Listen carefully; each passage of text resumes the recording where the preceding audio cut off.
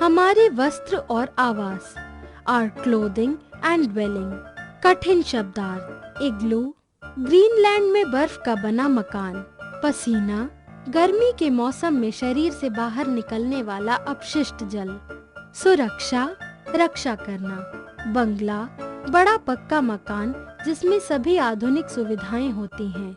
रेगिस्तान, स्थान जहां मुश्किल से वर्षा होती है और कोई वनस्पति नहीं उगती है। यद्यपि हम पिछली कक्षाओं में वस्त्र और मकान के बारे में पढ़ चुके हैं, फिर भी यह जानना आवश्यक है कि भोजन, कपड़ा और मकान हमारी मुख्य आवश्यकताएं हैं। बिना वस्त्र और मकान के हम अपना जीवन आराम से नहीं बिता सकते।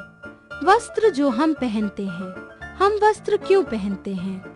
हम वस्त्र अपने शरीर को गर्मी, सर्दी, वर्षा और धूल से बचाने के लिए पहनते हैं। वस्त्र विभिन्न प्रकार के पदार्थों से बनाए जाते हैं।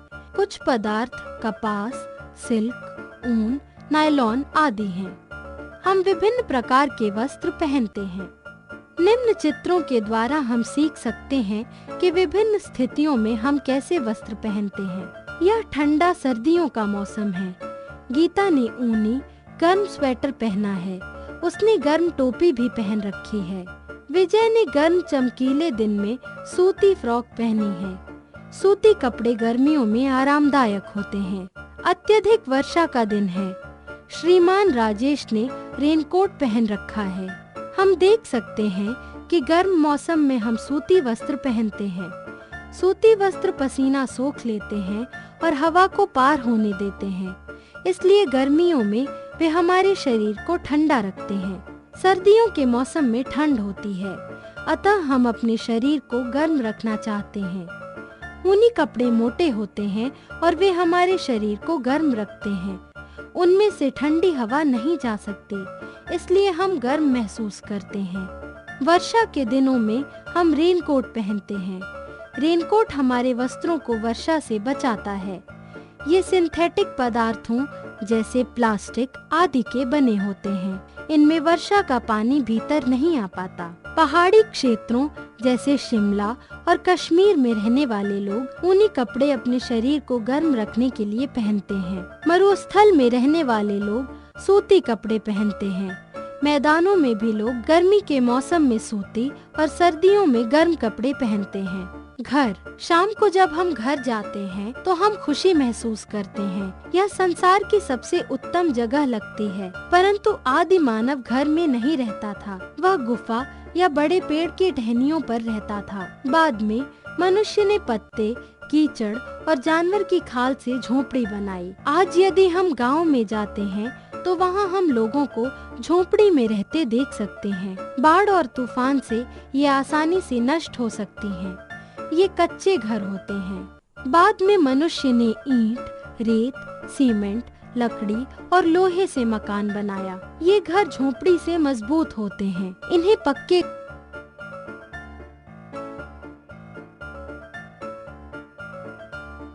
घर कहते हैं।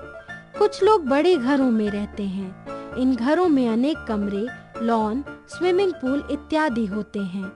ये घर बंगले कहलाते हैं। ये बहुत बड़े क्षेत्रफल में बनाए जाते हैं। कुछ लोग एक जगह पर स्थायी रूप से नहीं रहते। वे एक स्थान से दूसरे स्थान पर घूमते रहते हैं। वे अस्थायी मकानों में रहते हैं। इन घरों को एक स्थान से दूसरे स्थान पर आसानी से ले जाया जा सकता है। हाउस बोट, कारवां और टेंट अस्थायी मकानों के सर्वोत्तम उदाहरण हैं। कारवां चलते फिरते मकान होते हैं। आजकल ये मकान मोटर गाड़ियों पर बनाए जाते हैं। कारवां बनाने के लिए टेंट का प्रयोग किया जाता है। इन्हें आसानी से खड़ा किया और मोड़ा जा सकता है। ये अधिकतर रेगिस्तान में कैंप में काम आते हैं। बड़े शहरों में जमीन की कमी होती है। यहाँ लोग बहुमंजिला इमारतों में, अपार्टमेंट्स में और फ्लैट्स में रहते हैं। इनमें ऊपर व नीचे जाने के लिए लिफ्ट का प्रयोग करते हैं। कुछ रोचक प्रकार के घर भी होते हैं। ये ग्रीनलैंड में पाए जाते हैं। ये इग्लू कहलाते हैं। ये इग्लू एस्किमो द्वारा बनाए जाते हैं। ये बर्फ के टुकड़ों द्वारा बनाए जाते हैं। घर किसी भी प्रकार का हो, हमारा घर जहां हम अपने परिवार के साथ रहते हैं, स्वर्ग जैसा होता है।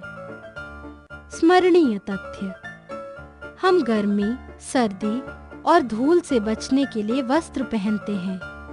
आदि मानव गुफाओं में रहता था। पारंपरिक पदार्थों से बनी झोपड़ियां वर्षा और तूफान का सामना नहीं कर सकती। ये कच्चे घर कहलाते हैं। ईंट और सीमेंट से बने घर तूफान और वर्षा में टिके रहते हैं। वे पक्के घर होते हैं। इग्लू बर्फ के टुकड़ों से बना हुआ घर होता। हम